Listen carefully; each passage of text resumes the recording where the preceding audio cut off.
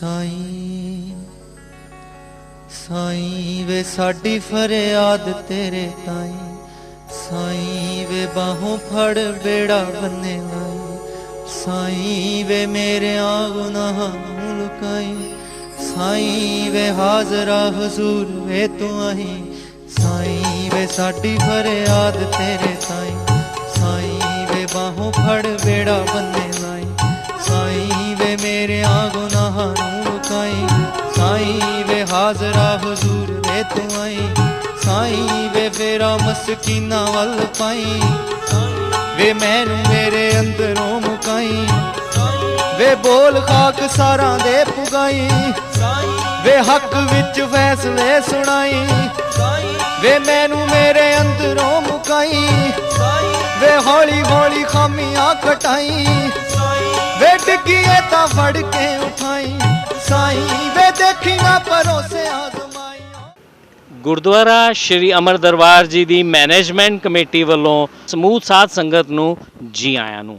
गुरुद्वारा श्री अमर दरबार आकाश colony near अमर दरबार market Shergarh road Hoshiarpur. अगर असी शेरगढ़ पिंड तो गुरुद्वारा साहब वाल आने हाँ तो यदा फासला लगभग 1 किलोमीटर है, और अगर असी DAV कॉलेज तो गुरुद्वारा साहब वाल आने हैं तो भी यदा फासला 1 किलोमीटर है। गुरुद्वारा साहिब श्री अमर दरबार मार्केट तो 50 मीटर की दूरी ते है। आओ अपनी संगत जिहड़ी देश और विदेश के अलग अलग हिस्सों दे विच रह रही है उन्हां दे नाल गुरुद्वारा श्री अमर दरबार जी के इतिहास के बारे च चर्चा करिए। सब तो पहला मैं अपने आराध्य देव भगवान कृष्ण नूं प्रणाम ते नमन करदा हाँ, जिहड़े संसार दे हर कोने दे विच विराजमान हन। मैं श्री गुरु नानक देव जी नूं प्रणाम ते नमन करदा हाँ, जिन्हां ने हर मनुख नूं सच दे रस्ते ते चलण लई प्रेरित किया। गुरुद्वारा श्री अमर दरबार जी की स्थापना 2/4/1997 नूं बीबी गुरबचन कौर जी ने अपने स्वर्गवासी पति सरदार अमर सिंह जी की याद दे विच अपने सपुत्र नानक चंद जी के सहयोग दे नाल करवाई। मैं अपनी संगत नूं दसना चाहता हाँ कि श्री नानक चंद जी बीबी गुरबचन कौर जी के सपुत्र सन अते उन्हां ने इस गुरुद्वारा साहिब की स्थापना दे विच एक बहुत वड्डा योगदान दिता। इस गुरुद्वारा साहिब का रकबा 2 कनाल ते 5 मरले है। इस गुरुद्वारा साहिब की शुरुआत एक कमरे तो हुई जिथे महाराज जी का प्रकाश किया गया। मैं ये तुहानूं दसना चाहना हाँ कि जिसले महाराज जी का प्रकाश किया गया सी ये सारा ही एरिया जंगल के रूप दे विच सीगा। इत्थे कंडे वालियां बेरियां ते तरह तरह के जंगली वृक्ष लगे सके। इहदे बावजूद भी लोग इस इलाके दे इस गुरुद्वारा साहब दे विच नमन करन लई हमेशा आंदे सी। सन 1999 दे विच 2 कमरियां दी होर उसारी की गई। 12/12/2001 दे विच एक नीचे बहुत वड्डे हॉल की उसारी की गई। उहदे नाल एक छोटा जिहा कच्चा रसोई घर भी बनाया गया। 9/5/2004 नूं वरांडे ते रसोई की उसारी की गई। ये वो जगह उसारी की गई जिथे महाराज जी का प्रकाश रखा गया सीगा।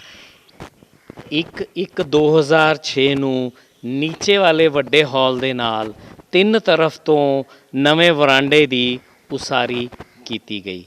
1/6/2010 नूं नीचे वाले वड्डे हॉल दे उपर एक नवे वड्डे हॉल की उसारी की गई। उत्थे सैपरेट सचखंड अते गुमन की भी उसारी की गई। उस दे नाल नाल एक अलग रूम की भी उसारी की गई ताकि जिहड़ी संगत देश और विदेश के अलग अलग हिस्सों तो आंदी है वो अपने सैपरेट पाठ का इंतज़ाम कर सके।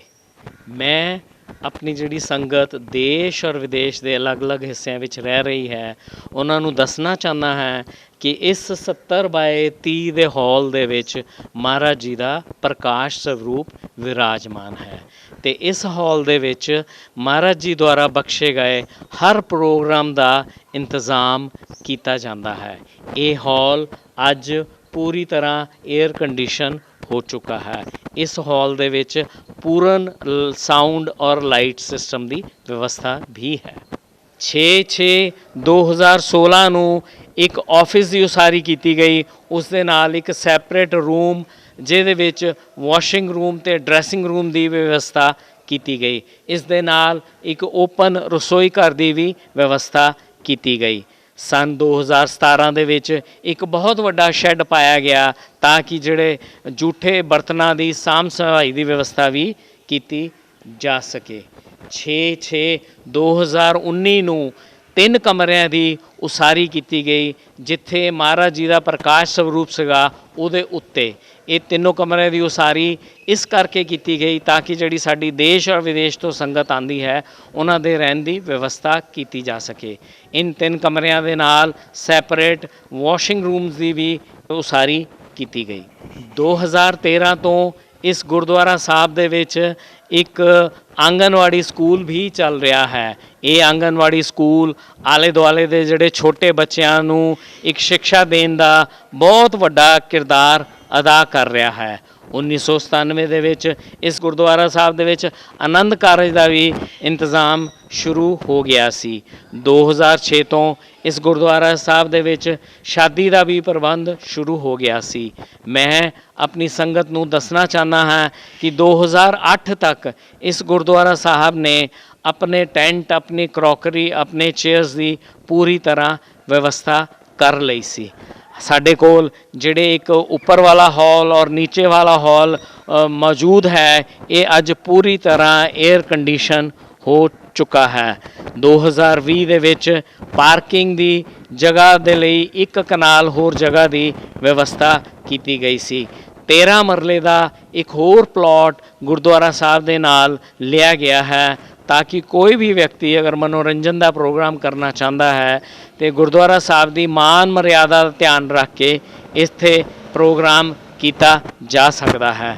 ਮੈਂ ਆਪਣੀ ਸੰਗਤ ਨੂੰ ਦੱਸਣਾ ਚਾਹੁੰਦਾ ਹਾਂ ਕਿ ਇਸ ਗੁਰਦੁਆਰਾ ਸਾਹਿਬ ਦੇ ਵਿੱਚ ਯੋਗਾ ਕੈਂਪ ਵੀ ਹਰ ਸੰਡੇ ਦੀ ਸੰਡੇ ਲਗਾਏ ਜਾਂਦੇ ਨੇ ਤਾਂ ਕਿ ਜਿਹੜੇ ਨੌਜਵਾਨ ਬੱਚੇ ਆ ਇਹਨਾਂ ਕੈਂਪਾਂ ਦੇ ਵਿੱਚ ਹਿੱਸਾ ਲੈ ਕੇ ਆਪਣੀ ਜਿਹੜੀ ਸਿਹਤ ਹੈ ਉਹਨੂੰ ਬਿਲਕੁਲ ਠੀਕ ਠਾਕ ਕਰਨ। ਗੁਰਦੁਆਰਾ ਸਾਹਿਬ ਕੋਲ ਇੱਕ 4 ਕਨਾਲ ਹੋਰ ਜਗ੍ਹਾ ਦੀ ਵਿਵਸਥਾ ਹੈ ਤਾਂ ਕਿ ਆਉਣ ਵਾਲੇ ਟਾਈਮ ਦੇ ਵਿੱਚ ਜਿੱਦਾਂ ਜਿੱਦਾਂ ਗੁਰਦੁਆਰਾ ਸਾਹਿਬ ਦਾ ਵਿਕਾਸ ਹੋਵੇ ਉਸ ਜਗ੍ਹਾ ਦਾ ਇਸਤੇਮਾਲ ਕੀਤਾ ਜਾ ਸਕਦਾ ਹੈ।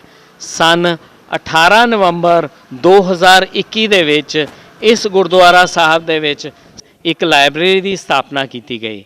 ਇਸ ਲਾਇਬ੍ਰੇਰੀ ਦਾ ਨਾਮ ਸ਼੍ਰੀ ਗੁਰੂ ਨਾਨਕ ਦੇਵ ਜੀ ਰੱਖਿਆ ਗਿਆ ਹੈ। 17x17 ਦੇ ਕਮਰੇ ਦੇ ਵਿੱਚ 에ਅਰ ਕੰਡੀਸ਼ਨ, ਐਲਮੀਰਾਜ਼, ਕੰਪਿਊਟਰ ਅਤੇ ਲਾਇਬ੍ਰੇਰੀ ਟੇਬਲਸ ਦੀ ਵਿਵਸਥਾ ਹੋ ਚੁੱਕੀ ਹੈ।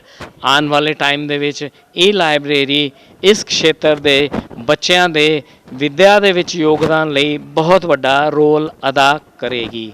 ਇਸ ਗੁਰਦੁਆਰਾ ਸਾਹਿਬ ਦੇ ਨਾਲ ਇੱਕ ਸੀਨੀਅਰ ਸੈਕੰਡਰੀ ਸਮਾਰਟ ਸਕੂਲ ਵੀ ਹੈ। ਉਹ ਗਵਰਨਮੈਂਟ ਦਾ ਸਕੂਲ ਹੈ।